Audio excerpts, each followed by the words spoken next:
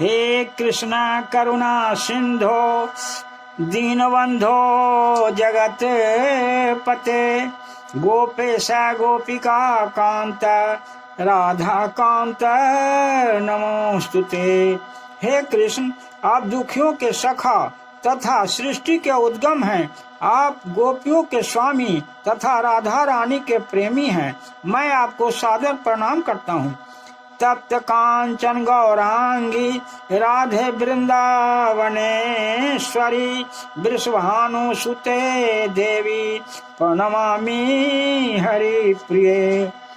मैं उन राधा रानी को प्रणाम करता हूँ जिनकी शारीरिक कांति पिघले सोने के सदृश है, जो वृंदावन की महारानी हैं।